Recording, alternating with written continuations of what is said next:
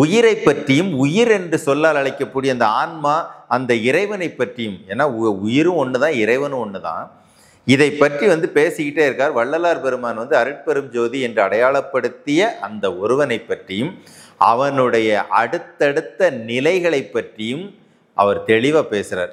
நீ எப்போ உருவானன்னு தெரியாது, நீ எவ்வளவு பெருசுன்னு தெரியாது, உனக்கு கடைசி காலம் எதுன்னு தெரியாது, ஆனாலும் அப்படிப்பட்ட ஒருவன்தான் நீ.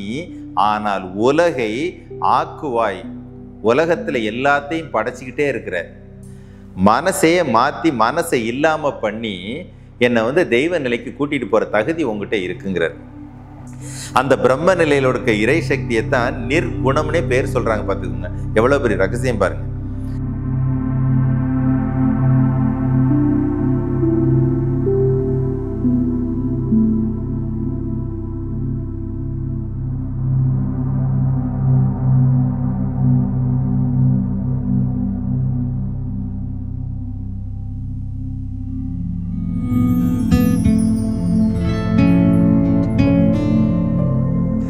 சிவபுராணத்தில் ஒளிந்துள்ள அற்புதமான ரகசியங்களை பற்றி நாம் தொடர்ந்து பதிவுகளிட்டு வருகிறோம். கடந்த பதிவினுடைய தொடர்ச்சியாக இன்றைக்கு பெருமானவர்கள் சிவபுராணத்தில் ஒளித்து வைத்துள்ள மற்றொரு பக்க ரகசியத்தை நாம் தெரிஞ்சுக்க போகிறோம். ஆக்கம் அளவு இறுதியில்லாய் அனைத்து உலகும் ஆக்குவாய் காப்பாய் அழிப்பாய் அருள் தருவாய், போக்குவாய் என்னை புகுவிப்பாய் நின் தொழும்பின் நாற்றத்தின் நேரியாய் சேயாய் நனியானே, மாற்றம் மனம் கழிய நின்ற மறையோனே. மொத்தத்தில் சிவபுராணம் அப்படின்னா சிவனை பற்றியும் சிவனை அணுகக்கூடிய விதம் பற்றியும் சிவனை புரியக்கூடிய ரகசியம் பற்றியும் சிவனோடு இணையக்கூடிய சூத்திரங்கள் பற்றியும் மட்டுமே பேசுகிறார். இப்போ பொதுவாகவே சிவம் வேறு சக்தி வேறு அப்படின்னு நம்ம எப்பயுமே சொல்ல மாட்டோம், சொல்ல முடியாது. ஏன்னா ஒரு உயிர் இருக்குன்னா உயிர் மட்டும் தனியாக இயங்க முடியாது, ஒரு உடல் இருக்குன்னா உடல் மட்டும் தனியாக இயங்க முடியாது. ரெண்டும் சேர்ந்தாதான் அதுக்கு ஒரு அடையாளம் மனிதன் அப்படின்னு சொல்ல முடியும். இல்லை எதுவாக இருந்தாலுமே ஒரு ப்ளஸ்ஸும் ஒரு மைனஸும் சேர்ந்து தான் ஆகணும். இங்கே சிவபுராணத்தை பற்றி பேசும்போது ஒரு சீக்ரெட் ஒன்று, உடல் சார்ந்த உயிர் சார்ந்த ஒரு ரகசியத்தை பேசிக்கிட்டே வர்றார் அவர். உயிரை பற்றியும் உயிர் என்று சொல்லால் அழைக்கக்கூடிய அந்த ஆன்மா அந்த இறைவனை பற்றியும், ஏன்னா உயிரும் ஒன்று தான் இறைவனும் ஒன்று தான், இதை பற்றி பேசிக்கிட்டே இருக்கார். வள்ளலார் பெருமான் அருட்பெரும் ஜோதி என்று அடையாளப்படுத்திய அந்த ஒருவனை பற்றியும் அவனுடைய அடுத்தடுத்த நிலைகளை பற்றியும் அவர் தெளிவாக பேசுகிறார். ஆக்கம் அளவு இறுதி இல்லாய், அதுக்குன்னு ஒரு தோற்றம் கிடையாது, அது இப்படித்தான் இருக்குன்னு ஒரு அளவும் கிடையாது, அதுக்குன்னு ஒரு கடைசி காலம் அப்படின்னு ஒன்று கிடையாது, அதெல்லாம் கிடையாதுங்கிறார். அப்படின்னா அது இந்த உலகத்தில் ஒன்றை மட்டும்தான் நீங்கள் அடையாளப்படுத்த முடியும், பிரம்மம். பிரம்மத்துக்கு தான் எப்போ உருவாச்சுங்கிற வரலாறு கிடையாது, அது எவ்வளவு பெருசாக இருக்குங்கிற வரலாறும் கிடையாது, அது எப்போ அழியுங்கிற வரலாறும் கிடையாது. உலகம் ஆக்குவாய் காப்பாய் அழிப்பாய், ஆனால் பாரு நீ எப்போ உருவானன்னு தெரியாது, நீ எவ்வளவு பெருசுன்னு தெரியாது, உனக்கு கடைசி காலம் எதுன்னு தெரியாது, ஆனாலும் அப்படிப்பட்ட ஒருவன்தான் நீ. ஆனால் உலகை ஆக்குவாய், உலகத்தில் எல்லாத்தையும் படைச்சிக்கிட்டே இருக்கிற, அதை காப்பாற்றவும் செய்கிற, அதை அழிக்கவும் செய்கிற, அருளும் கொடுக்கிற, இத்தனை வேலை நீ செய்கிறங்கிறார். ஒரு பிரம்மம் அதனுடைய தோற்றமும் ஒடுக்கமும் தெரியாது, ஆனால் அது இல்லாமல் இந்த உலகத்தில் எதுவுமே இல்லை அப்படிங்கிறத சொல்கிறார். போக்குவாய் என்னை புகுவிப்பாய் நின் தொழும்பின், அதாவது போக்குவாய் என்னை புகுவிப்பாய், இந்த பிறவி சுழலிலிருந்து என்னை விடுதலை பண்ணிடு, உன்னோட என்னை சேர்த்துக்கோ, நானும் தெய்வ பிறவியாக மாறிக்கிறேன் உன்னை தொழுததுனால. நாற்றத்தின் நேரியாய், வாசனைகளின் இருப்பிடமாய், நேரினா இருப்பிடம், வாசனைகளின் இருப்பிடமாய். என்ன வாசனை இது? வாசனைனா இங்கே இந்த வாசனை இல்லை, பிறவியினுடைய தொடக்கமாய், பிறவிக்கான இருப்பிடமாய், பிறவிகளை அருள்பவனாய் நீ இருக்கிற. சேயாய், நீ அப்படிப்பட்டவன் தான், ஆனால் சேன்னா நெருப்பு, சிவந்தன்னு அர்த்தம். சேயாய் அதாவது குழந்தையா தெய்வமானு கூட வச்சுக்கலாம்.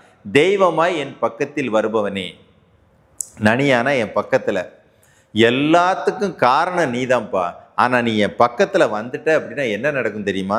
மாற்றம் மனம் கழிய நின்ற மறையோனே. மனசையே மாற்றி மனசை இல்லாமல் பண்ணி என்னை தெய்வ நிலைக்கு கூட்டிகிட்டு போகிற தகுதி உங்ககிட்ட இருக்குங்கிறார்.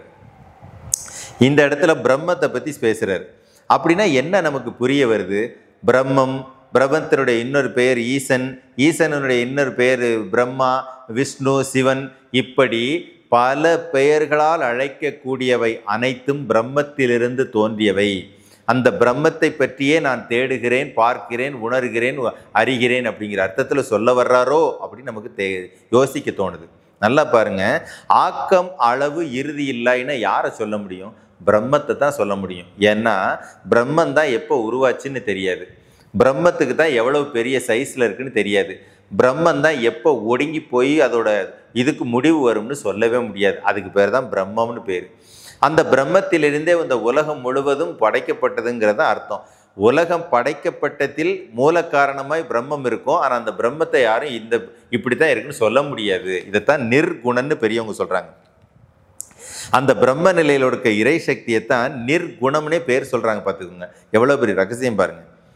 இப்படி இருக்கிற நீ தான் எல்லாத்தையும் படைக்கிற, எல்லாத்தையும் காப்பாற்றுற, எல்லாத்தையும் அழிக்கிற, எல்லாத்தையும் அருள் கொடுக்குற, எல்லாத்தையும் நீ செய்கிற. என் பிறவியை போக்க வைக்கிறது நீ தான். உனக்குள்ளார என்னை சேர்த்து என்னை இறைவனாக மாற்றுறது நீ தான். பிறவிகளுக்கே பிறப்பிட நீ தான். ஆனால் உன்னை எப்பொழுது நான் ஜோதியாக பார்க்கிறேனோ, உன்னை நான் எப்பொழுது முழுமையாக உன்னுடைய தெய்வீக சக்தியை, தெய்வீக அனுபவத்தை நான் உணர்கிறேனோ, அப்போ என் பக்கத்திலிருந்து நீ என்ன வேலை பண்ணுற தெரியுமா? என் மனதை அழித்து, என் மனதை அழிப்பதற்கான வேலையை நீ செய்கிற.